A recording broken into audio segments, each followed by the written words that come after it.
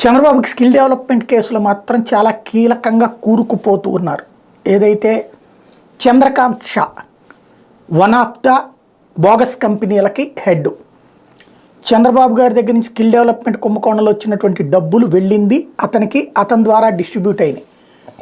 ఈ కేసులో అతను అప్రూవర్గా మారటానికి అప్పట్లో ప్రిపేర్ అయ్యాడని చెప్పడం, బట్ ఆ తర్వాత కోర్టుకు రాకపోవడం, దాంతో చంద్రబాబు గారు మేనేజ్ చేశారనుకుంటే ఆ తర్వాత మళ్ళీ కథ మారింది.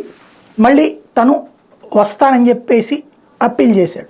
ఇక రాడేమో, ఎందుకంటే ఎలక్షన్స్ దగ్గరకు వచ్చేసి ఎందుకు రిస్క్ తీసుకోవడం అని ఆగిపోతాడేమో అనుకుంటే మరి సిఐడి చేసిన ప్రయత్నం అనుకుంటా ఫలించింది.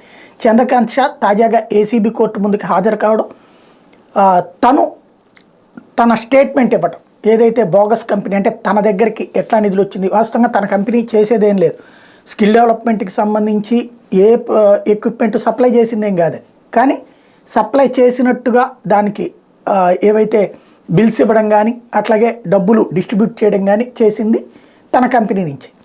తను అప్రూవర్గా మారాడు. అప్రూవర్గా అంటే చేసిన తప్పు ఒప్పుకుని ఆ తప్పుని క్షమించమని కోరటం, తద్వారా ఆ తప్పులో మిగతా భాగస్వాముల్ని హైలైట్ చేయడం. ఈజీగా అర్థమయ్యే భాషలో చెప్పాలంటే వివేకానంద రెడ్డి కేసులో దస్తగిరి వివేకానంద రెడ్డి గారిని గొడ్డలతో నరికింది తనే, గుండెల మీద గొడ్డలతో నరికింది తనే.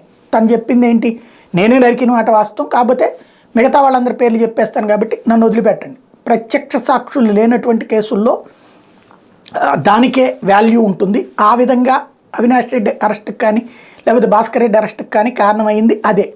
ఇప్పుడు చంద్రబాబుకి చుట్టూ ఉచ్చు బిగుస్తున్నది త్రూ చంద్రకాంత్ షా.